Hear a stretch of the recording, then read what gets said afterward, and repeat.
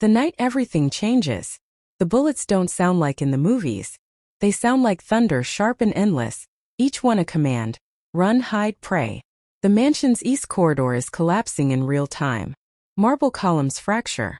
Glass rains like diamonds, catching the light one last time before embedding itself in skin and drywall. Through the chaos, I can hear only one thing. His breathing. Ragged. Failing. The sound of a man whose body is betraying him in the worst possible moment. Come on. I gasp, my arms locked under his shoulders. Come on, come on, come on. Lee Min-Joon's wheelchair is 3 feet behind us, abandoned near the stairwell. His right leg buckles as I drag him toward the emergency exit, my feet sliding in broken glass and pooling blood. He hasn't walked more than 20 steps in 6 months. His muscles are screaming. Mine are too.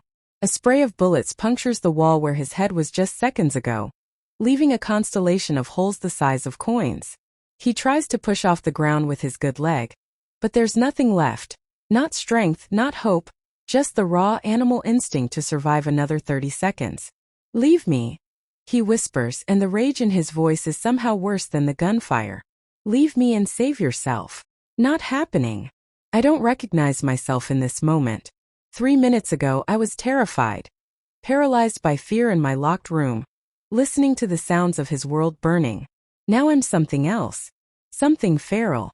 Something that doesn't think about consequences. I haul him down the first flight of stairs, his body weight almost pulling me backward, and throw both of us into the storage room beneath the landing. It's dark. It smells like concrete and old blood and rust. Probably. Outside tires screech. Voices shout in rapid-fire Korean. Words I don't understand but whose meaning is perfectly clear. Asterisk, kill them both. Burn it down. Leave nothing standing. Asterisk. Min-Joon's hand finds mine in the dark. It's shaking.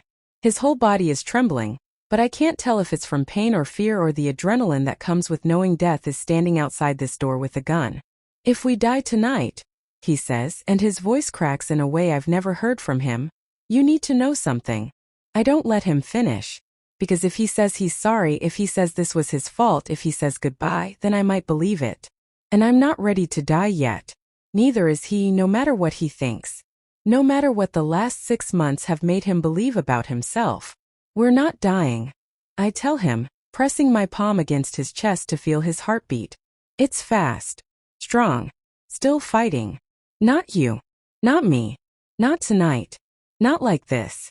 But here's the thing about promises made in the dark when bullets are flying and the world is ending. You don't know if you can keep them until morning comes. And you don't know until you're standing in that darkness whether you're willing to die to make sure you do. 6 months earlier, my sister was supposed to marry a monster. I married him instead. Let me back up. 6 months feels like a different lifetime when you're living in Seoul. When you're staring at a wedding dress that costs more than your mother's entire house back in South Africa. When you're learning that family debts can trap you in ways you never thought possible. When you're understanding that love, loyalty, and survival don't always point in the same direction. My name is Bridgette Maseko. I'm 23 years old, Black, South African, and I was supposed to be studying rehabilitation nursing at university. That was the dream, the real one, the honest one. My dream was to work with stroke patients, to help people rebuild their lives one therapy session at a time, one small victory at a time. Small dreams. Honest dreams. The kind that don't involve crime syndicates or forced marriages or men who could have you killed with a single phone call and a gesture. I'd spent years studying anatomy, physiology, kinesiology. I knew how bodies worked, how they healed, how they could be rebuilt from the ground up. I believed in the science of recovery, in the power of will and discipline and persistence. My sister Wendy had the dreams that got us into this mess. She was beautiful in that dangerous way, the kind of beautiful that makes men lose their minds and forget to think clearly. And she knew it. She used it like a weapon. At 25, she'd already been engaged 3 times, each engagement more profitable than the last. Each engagement a stepping stone. Our parents loved her for it. In South Africa, money is survival. Money is everything. Money is the difference between eating and starving, between safety and danger, between hope and despair. Money is the difference between sending your kids to university or watching them work at gas stations for minimum wage. So when the offer came from Seoul, when a Korean fixer approached our family with a marriage contract worth $500,000, more money than my parents had seen in their entire lives, Wendy said yes before he finished the sentence. She didn't hesitate. She didn't ask questions. She just saw the number and saw her future written in zeros. The groom was Lee Min-Joon, second-generation Korean Mafia. A billionaire. A man whose name was whispered in crime circles with the kind of respect reserved for legends. The kind of man who'd built an empire before his 35th birthday. He was also, we learned later, disabled. Confined to a wheelchair since a car accident 2 years prior. The accident that killed his fiancée. The accident that he'd apparently caused through reckless driving and arrogance. Nobody mentioned that last part in the contract. Nobody warned us about what it really meant to marry into that world, into that pain, into that darkness. It's perfect, Wendy said over video call from Seoul, her eyes glittering with the kind of greed I'd never quite understood. 6 months as his wife. Then divorce. Clean money. I'm set for life. We're set for life. I should have known something was wrong. There's always something wrong when a deal seems too good, too easy, too perfectly designed to solve every problem at once. The first sign was when she didn't show up to the airport in Seoul. I was there as her bridesmaid, as her support, as her sister. My mother sent me to make sure she stays focused. Really, she sent me to watch the money. To protect the investment. I had one job. Keep Wendy from running off with her deposit and disappearing into the Korean night like some Cinderella who decided the ball wasn't worth her time. But Wendy disappeared anyway. And this time nobody had given her a choice. The wedding was 72 hours away. The groom was expecting a bride. And then my phone rang at 3 in the morning with a voice I didn't recognize. A man speaking English with a Seoul accent so thick you could hear the weight of crime in every syllable. Each word precisely shaped to convey a single message. You are in danger. Your sister has a problem, he said. No introduction. No courtesy. She owes people a great deal of money. Not wedding money. Different money. Older money. The kind that gets people killed if they don't pay. Who is this? Someone trying to save your family's life. Wendy took a loan from people she shouldn't have. Dangerous people. The kind of people who don't forgive debts or excuses. If she doesn't marry Lee Min-Joon, the debt goes to her family. Your parents will die, Bridgette. Maybe slowly. Maybe quickly. The syndicate likes to make examples. They like to send messages that are loud and permanent. The phone went dead. I didn't sleep that night. I called Wendy's phone 47 times. 47 times it went straight to voicemail. I called my mother. She was already crying. Someone had already called her with the same message, worded slightly different. More threatening. Less polite. More explicit about what would happen if the debt wasn't satisfied. Our family was trapped. Not by circumstance but by Wendy's choices. By her greed. By her belief that she could borrow from the wrong people and escape without consequence. By dawn I understood. The only way to save my family was to marry a man I'd never met. A disabled man. A mafia boss. A stranger. The only way to save us all was to become the bride. I had 72 hours to prepare for the biggest decision of my life. And I made it in 30 seconds. At the wedding. The chapel was too white. That's the first thing I remember about the day that destroyed my old life and built a new one I couldn't have imagined in my darkest nightmares. The chapel was white stone, white flowers imported from Amsterdam at a cost that made my head spin. White light streaming through windows so clean they looked like nothing was real. Like I was walking into a dream or a movie or someone else's life entirely. My dress cost more than my university tuition. I looked like a ghost. I felt like one too. I met Lee Min-Joon for the first time at the altar, and he was nothing like I expected. He was waiting in his wheelchair, black Italian suit pressed to perfection, not a thread out of place, every inch of him screaming wealth and power and control. His face was sharp, sculpted by generations of privilege and anger and a lifetime of getting everything he wanted except the one thing that mattered most. His eyes were the worst part. They were empty. Not sad. Not cruel. Just absent. Like his soul had checked out of his body months ago and never bothered to return. Like the man inside was somewhere else entirely, watching from a distance he couldn't close. When he looked at me, I felt like he was looking through me. Like I was transparent. Insignificant. Just another problem to be solved. Another piece on a board game he'd stopped caring about months ago. The ceremony lasted 37 minutes. I remember counting them. Needing something to do besides think about what was happening. Needing to focus on anything except the fact that I was giving my life away to a stranger. The pastor spoke about love and commitment and building a life together. About God's plan and the sanctity of marriage. I almost laughed. Min-Joon didn't laugh. He didn't do anything except stare straight ahead with those empty eyes while I promised to be his wife, to love him, to cherish him, to stay with him in sickness and in health. None of it was real. All of it was a performance. Then the photographer wanted pictures. The photographer wanted us to smile for the camera. To pretend this was a real love story instead of a business transaction with a heart trapped in the middle. That's when it happened. The first moment that made me realize this wasn't just a marriage contract. It was a war. A silent one. A war between who we were and who the world expected us to be. Smile, the photographer said, positioning us together with practiced precision. Min-Joon in his chair. Me standing beside him in that expensive white dress. Beautiful couple. Now let's get a close-up shot. No, Min-Joon said quietly. His voice was calm, but there was steel underneath it. Power. Authority. Take the picture as we are. Don't make her kneel. Don't make this look like pity. Don't let the world see a beautiful girl pitying a broken man. Take the picture honestly or don't take it at all. The photographer looked confused. I was confused. I was expecting cruelty from this man.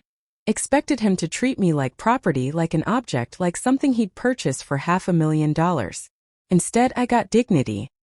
He refused to let the picture tell a lie about who we were. He wouldn't let the world see us as a tragedy.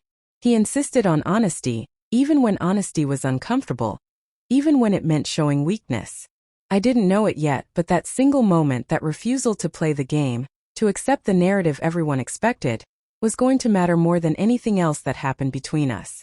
The mansion was intimidating in the way everything about this new life was intimidating. 47 rooms. 15 staff members. Security so tight that every exit was monitored. Every phone call recorded. Every visitor vetted. The master bedroom had a bathroom the size of my parents' living room, and a bed I'd never shared with anyone. A bed that felt like sleeping in a museum. In a space so expensive and so empty that it echoed with loneliness. Min-Joon's bedroom was adjacent, connected by a single door that we both pretended didn't exist. A door that might as well have been a wall. On the wedding night, he didn't come to my room. I told myself I was relieved. I wasn't. I sat alone in that massive bed listening to the sounds of the city below, wondering what I'd done to my life. Wondering if my sacrifice would even matter.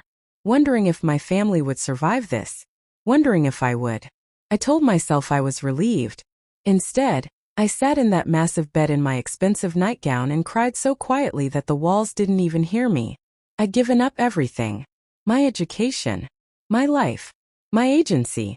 My ability to choose my own future. And for what? For a man who couldn't even look at me? For a mafia boss who'd already decided I wasn't worth his time? By morning, I'd turned my fear into anger. That was easier to carry. Anger was something I could work with. Fear was just paralysis. I dressed in the simple clothes I'd brought from home. Jeans, a t-shirt. My hair in braids instead of the elaborate style the wedding planner had insisted on. When I walked into the mansion's kitchen, every staff member turned to stare. They'd never seen me like this. Not polished. Not performing. Just real. Where is he? I asked, trying to sound like I had authority in this place, like I had any right to demand anything. Master Min-Joon is in the East Wing, a woman said carefully, choosing her words like they might explode. He does not take breakfast. He does not take lunch. He does not like to be disturbed. Why? Nobody answered. But I understood, because his body doesn't work. Because eating in public is humiliating when you're powerful enough to hurt people, but weak enough to need help. Because this man I'd married had decided that suffering alone was easier than being seen. That invisibility was better than being pitied. I found him in the East Wing, in a room that overlooked Seoul's glittering skyline. Millions of lights stretching out like a map of a world he controlled but could no longer move through. He was alone, as I'd guessed he would be. His wheelchair was positioned by the window. His right leg was elevated on a pillow. His face was turned away from me, turned toward the city he owned. "Good morning," I said. He didn't turn around. His voice was cold enough to freeze water. "You should be in bed." "I'm not tired." "You should be unpacking. Planning your new life as a mafia wife. Learning the rules. Learning what's expected of you.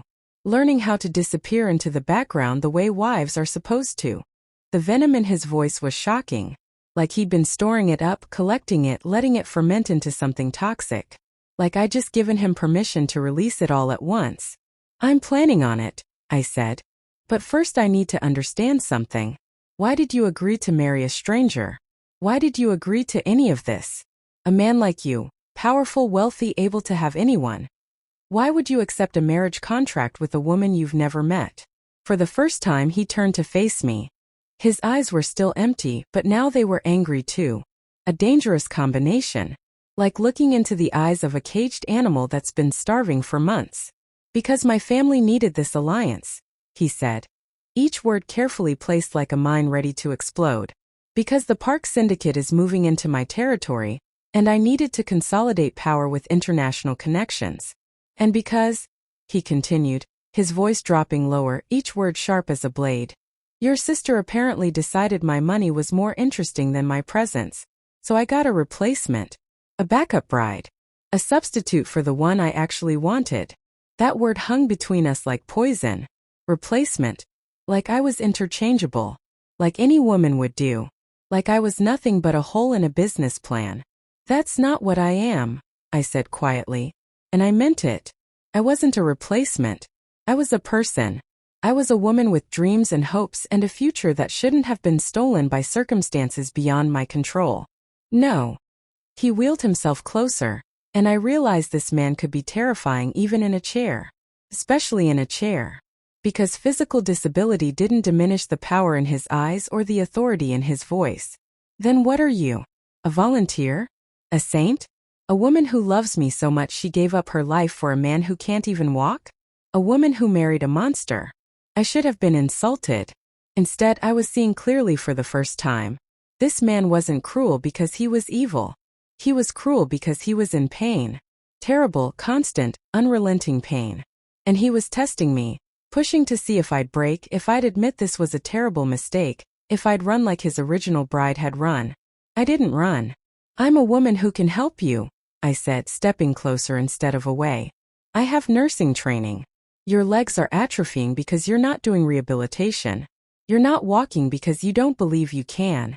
You've decided you're broken, and you've let that decision become your reality. You don't know anything about me. I know your right leg has better mobility than your left. I know you elevate your right leg because the swelling is worse. I know you haven't walked since the accident because you're punishing yourself for your fiancé's death. I know you believe you killed her and that you deserve to suffer. And I know that belief is a lie you've been telling yourself for 2 years. His face went white. Like I'd reached into his chest and squeezed his heart. "Get out of my room. Not until you listen. Get out." I left.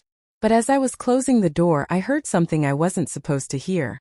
The sound of him crying. Not loud. Not dramatic. Not the kind of crying that demands attention. Just the quiet, desperate sound of a man whose body had failed him, and whose mind was determined to follow it into darkness. That night, in my empty bedroom, I started planning how to save him. Not because I loved him. Not because I owed him anything. But because I'd been sent to marry a broken man. And I suddenly understood that maybe my real purpose wasn't to be his wife. Maybe my purpose was to teach him how to live. It took 3 days to earn his trust enough to touch him. 3 days of leaving rehabilitation exercises printed on his desk. Specific exercises designed to rebuild atrophied muscle, to restore nerve pathways, to remind his body that it was still capable of extraordinary things. 3 days of mentioning casually to staff that his atrophy would eventually affect his organs, that inactivity kills faster than bullets, that a slow death is still a death. 3 days of pretending I didn't care while actually caring desperately, while lying awake at night thinking about how to break through the walls he'd built. On the 4th day, I heard him on the stairs. It was 4 a.m. The sound of the wheelchair wheels moving slowly, painfully. like he was carrying the weight of the entire world. I followed him down to the mansion's pool, an Olympic-sized indoor pool that nobody had used in months, gathering dust and memories. The water was crystal clear, reflecting the underground lights like a mirror to another world. "Can't sleep?" I asked from the doorway, keeping my voice soft. He flinched but didn't turn around. "The pain is worse at night, when there's nothing to distract you from it. When it's just you and your body and the knowledge that you'll never be who you were." "I know. You don't know anything. I know that water supports your weight," I said, stepping closer. "I know that water exercises can reduce the pain without stressing your joints. I know you're desperate enough to be here at 4 in the morning instead of sleeping, which means you're ready to try. You just don't want to admit it." He finally looked at me. His eyes were different at 4 in the morning. Less defended. More human. "If you're here to convince me to let you help, I'm here to ask you a question," I interrupted. "Do you want to walk again? Actually walk, not just the wheelchair fantasy you have in your head where you wake up one day magically healed. Do you want it enough to let a stranger touch your legs? To let me teach you how to rebuild?" Something shifted in his face. Not hope, not yet, but the possibility of hope. The thinnest crack in the wall he built around himself, brick by brick, pain by pain. "If you hurt me," he said slowly, his voice careful, "I will end you." "If I hurt you," I replied, "it means I'm doing it wrong. And I don't do anything wrong when it comes to healing people. That's not arrogance. That's just fact." He didn't smile, but he nodded. And that nod was everything. That was the beginning of everything that would come after. 6 weeks into our forced marriage, I understood that healing a man's body is easier than healing his soul. Every morning at dawn, I'd wake him before the staff arrived. We'd start in the pool water therapy to rebuild muscle memory, to remind his nervous system that movement was possible, that his body wasn't a prison but a tool that could be rebuilt. His legs were atrophied but not destroyed. The accident had damaged the nerves, not severed them completely. There was hope. There was always hope if you looked hard enough, if you refused to accept the story that pain and disability were permanent. By week 2, he could float without holding the wall. By week 4, his toes moved on command. Actual deliberate movement. Not spasms. Not accidents. Choice. Agency. The beginning of his body listening to him again. The day his left foot responded correctly to stimulation, responding to commands from his brain after months of silence, he cried. Not the quiet despair of the early mornings. This was different. This was relief. This was the possibility of becoming human again. Of becoming whole. Of becoming himself. "It's happening," he said, staring at his own foot like it had performed a miracle. Like his toes had just split the Red Sea. "It's actually happening." "I told you," I said, squeezing his shoulder. "Your body isn't broken.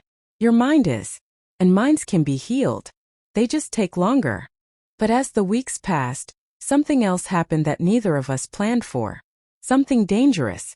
In the quiet moments between therapy sessions, when his guard was down and mine had also fallen away like armor we no longer needed, we started talking.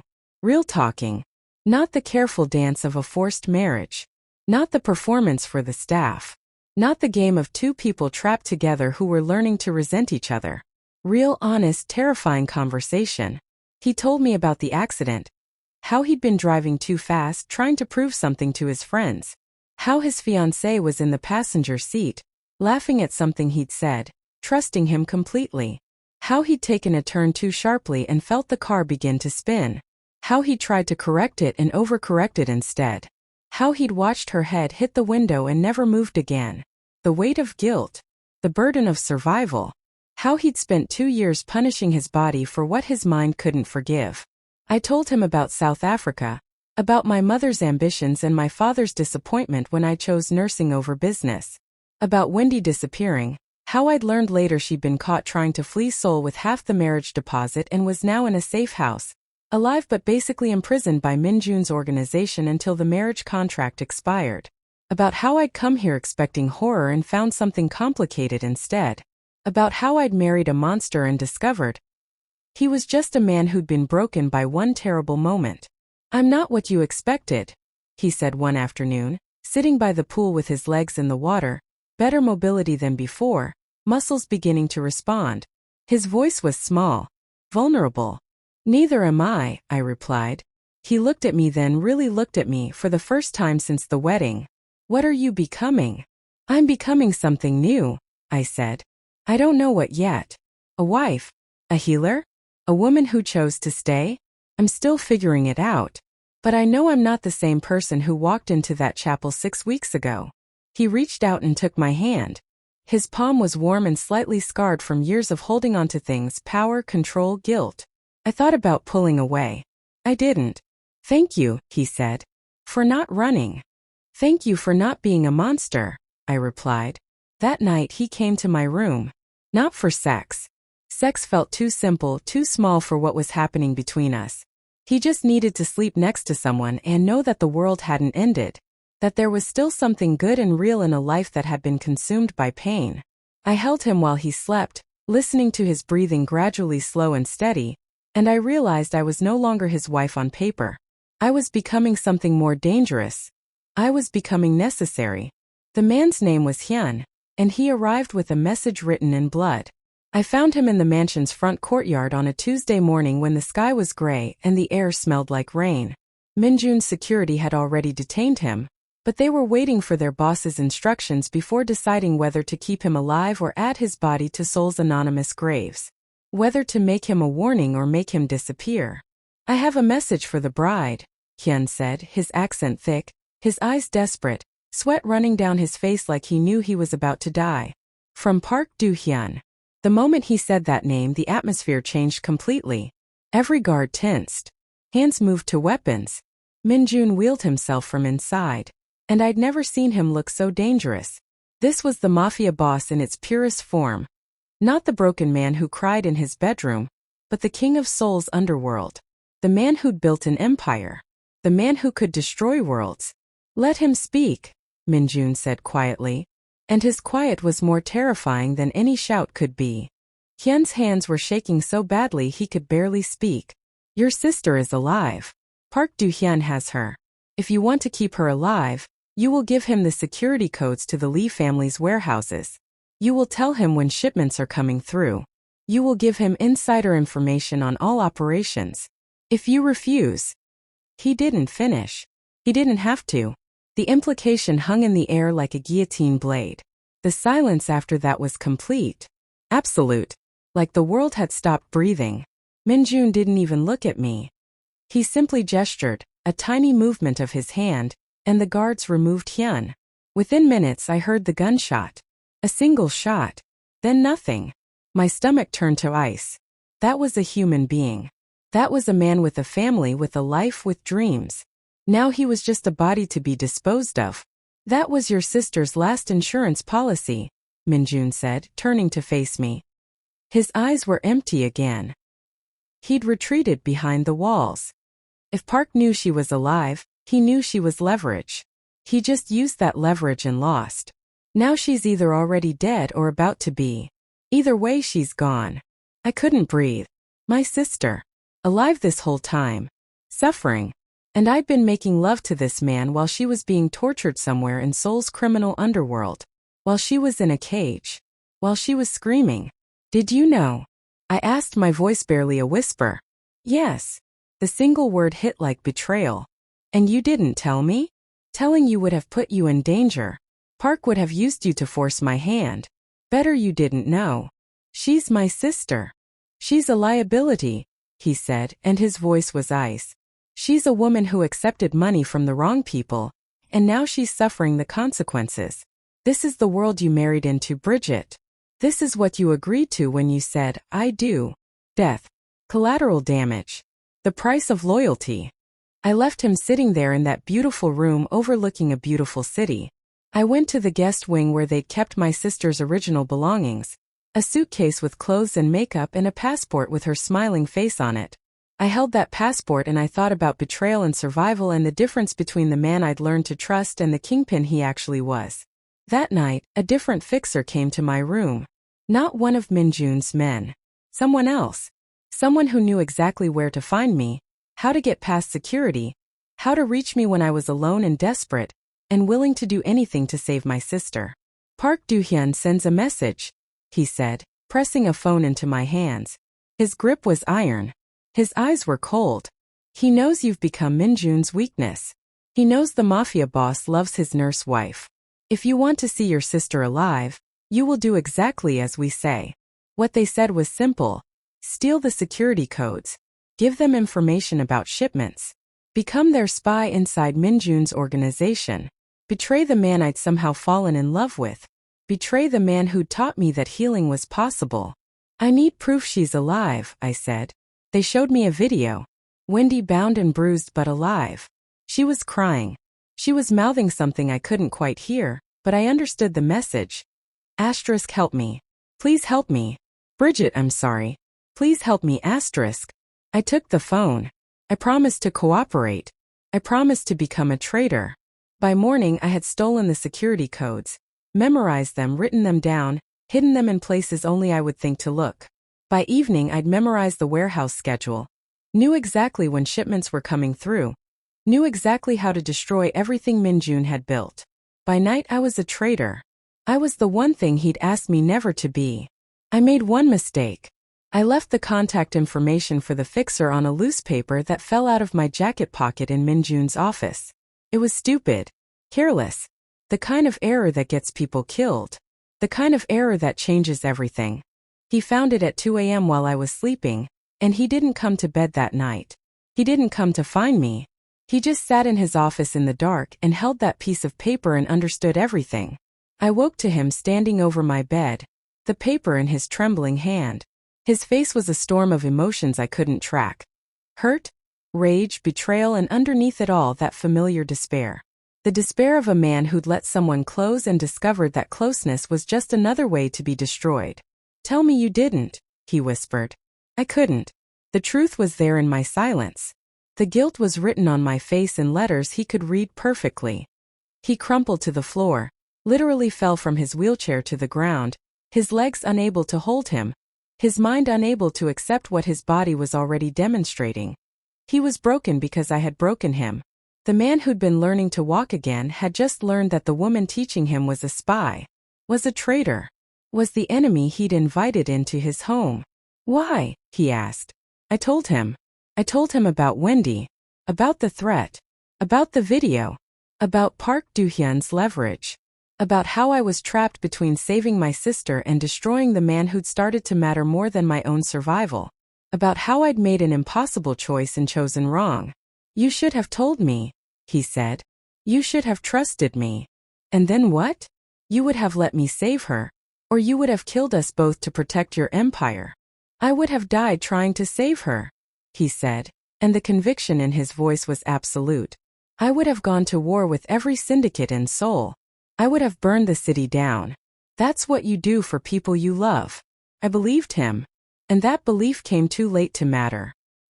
He called for his men. Not to kill me but to remove me. I was locked in the East Wing, the same room where I'd found him on our first day, where I tried to convince him that healing was possible. The irony wasn't lost on me. I was being punished in the room where I'd promised him a future. For 3 days I didn't see him. 3 days of being trapped while outside. I could hear the sounds of a war being born. Gunshots. Shouting. Car chases through Seoul streets. Min-Joon had declared war on Park Do-hyun. And he was going to lose because I'd given away all his secrets. Because I'd been weak. Because I'd chosen my sister over the man I loved. On the 4th day, everything came to a head. The attack came at midnight. The explosion shook the entire mansion.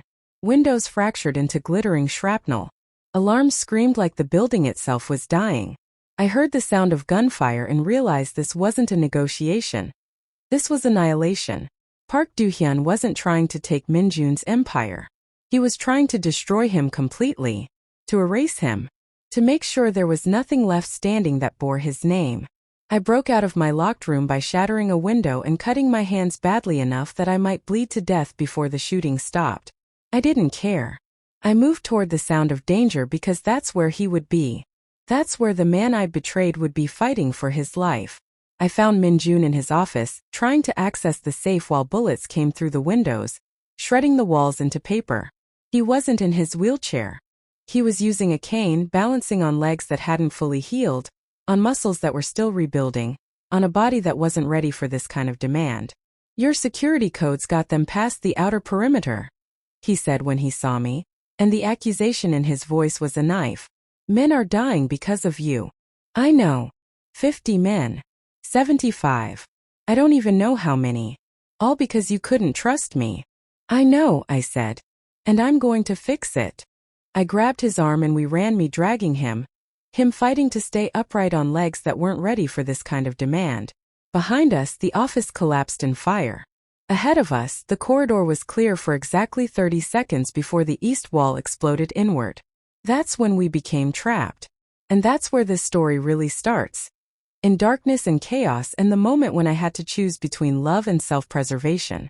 While he was catching his breath in the darkness of the storage room, I was thinking, really thinking, about the security codes I'd memorized, about the warehouse schedule I'd stolen, about Park Do-hyun's old injury, the lung scarring that made certain kinds of exertion impossible for him. I'd heard Min-Joon's men mention it once in passing, so casually I almost missed it. Park couldn't run for more than a few minutes without collapsing. His lungs wouldn't allow it. His body would betray him. It was a medical weakness in a man who'd built himself on physical dominance. It was the one thing that could bring him down. I had an idea. It was insane. It would probably get us both killed. But it was the only chance we had. Stay here, I told Min-Joon. Absolutely not. Kissed him. Not for romance. For clarity. For promise. I'm going to end this. But I need you to trust me. Can you do that? He nodded, though his eyes were terrified. I left him in that storage room and I ran toward the shooting. I found Park Do-hyun on the main level, leading his men through the mansion with the confidence of someone who knew he was winning. I stepped directly into his line of sight, hands raised, moving slowly. Vulnerable. Harmless. Exactly what he expected to see.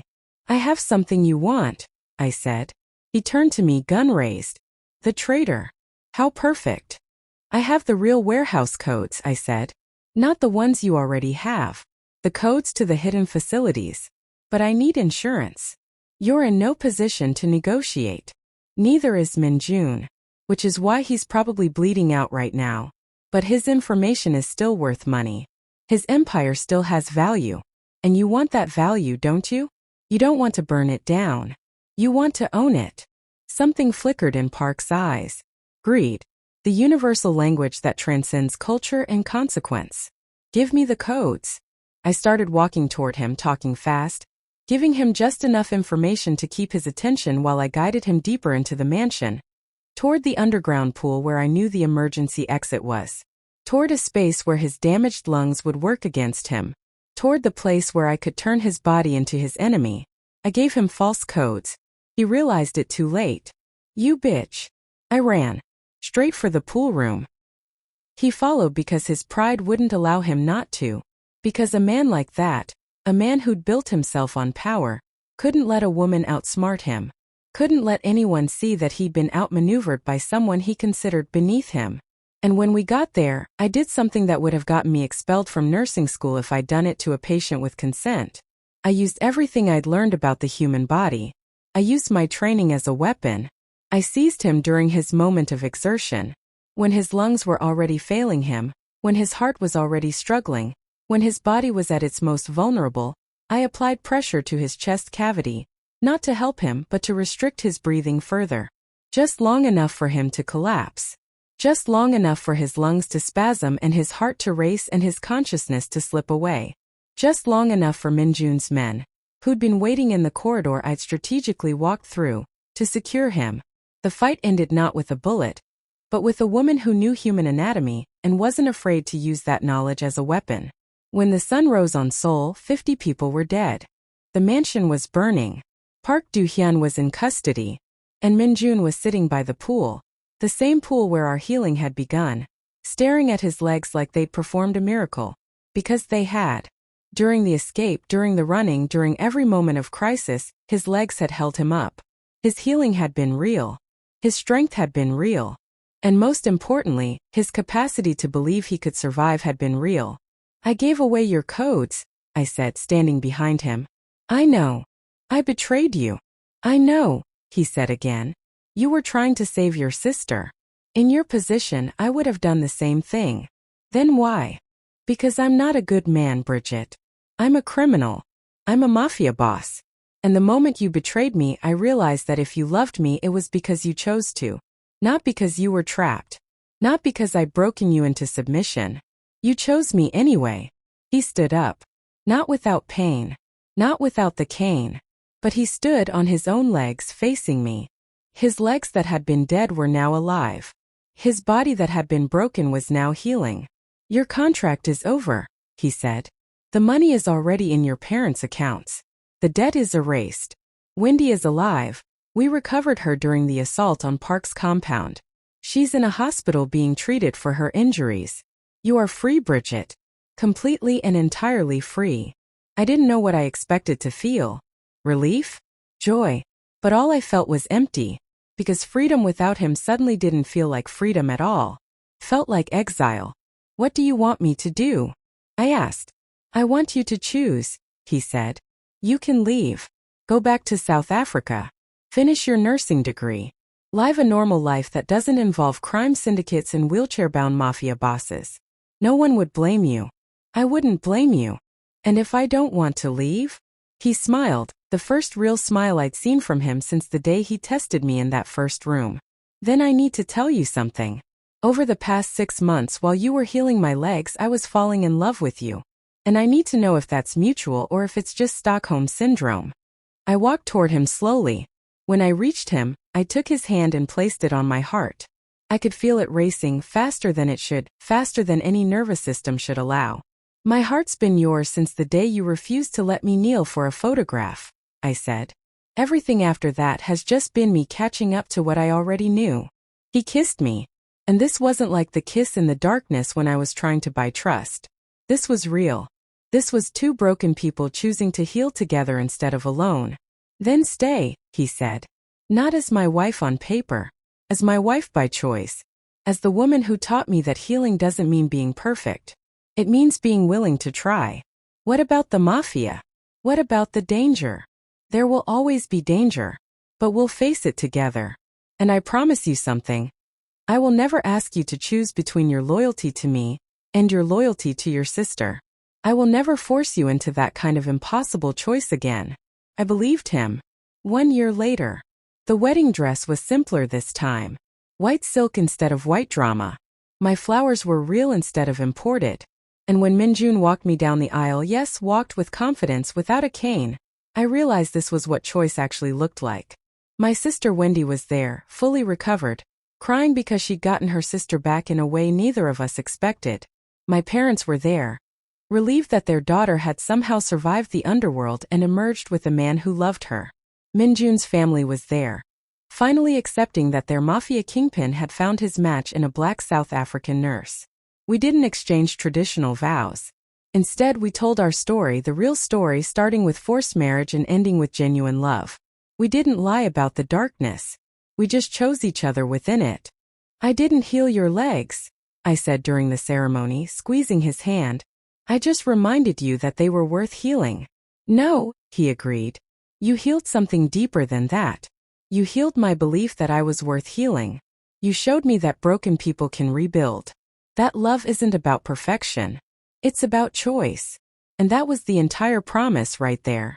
Not that love would fix everything. Not that healing would be easy or painless.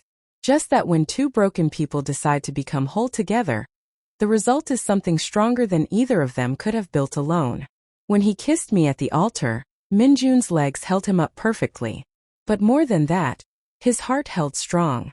And somewhere in Seoul, in a city full of crime and danger and beautiful darkness, a disabled mafia boss and a black South African nurse proved that the most powerful strength isn't in legs. It's in choosing to stay when running would be easier. It's in loving someone who started as a stranger and becoming their entire world. It's in believing that even broken people can build something beautiful together. This is where our story begins, not where it ends. Because every love story that survives darkness is just the beginning of something eternal.